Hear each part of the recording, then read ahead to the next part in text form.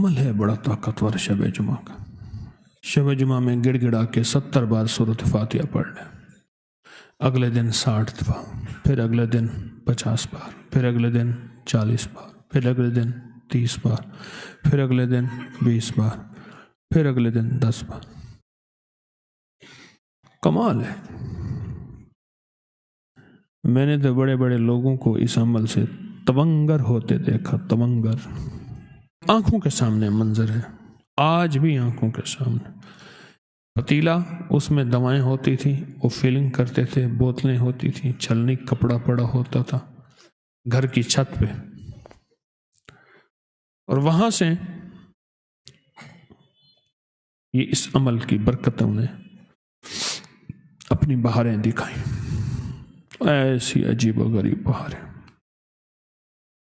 کمال بہاریں دکھائیں، کمال کر دی۔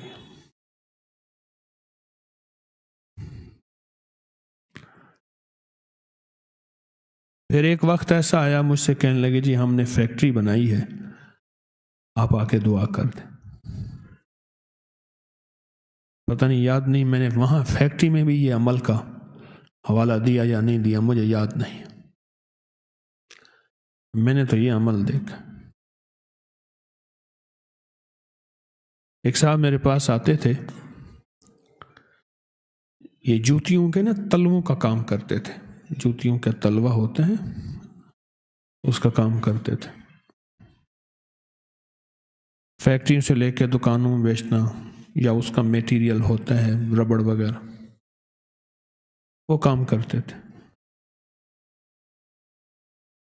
قدرت کا نظام دیکھے، میں نے انہیں یہ عمل بتایا، میں نے کہا ایک جمعرات 1 ہفتہ کر لیں، 5 ہفتے کر لیں، 7 ہفتے کر لیں، 9 ہفتے کر لیں، یعنی بدھ کے دن 10 دفعہ ہوگا نا، پھر جمعرات کے دن 70 بار،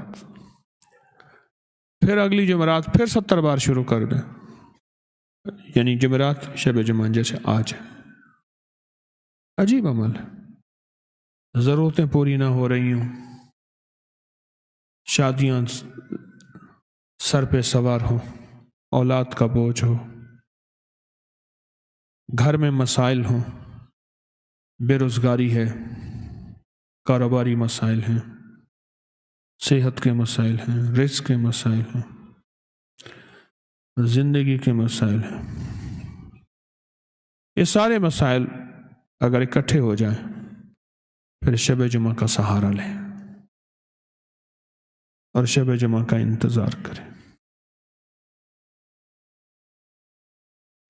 زندگی میں سورۃ فاتحہ اصل میں شفا ہے، اور یہ شفا بیماریوں سے، یہ شفا قرضوں سے، یہ شفا مرضوں سے، یہ شفا فرضوں سے۔ ذہن پہ فرض میرے اوپر غالب ہے۔ ہمارے ہاں معاشرے میں بیٹی اور بیٹے کی شادی کو فرض کہتے ہیں کہ یہ میرے اوپر فرضوں کا بوجھ ہے۔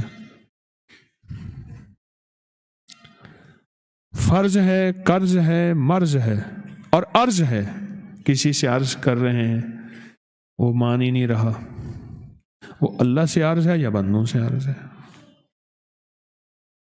شب جمعہ کمال ہے۔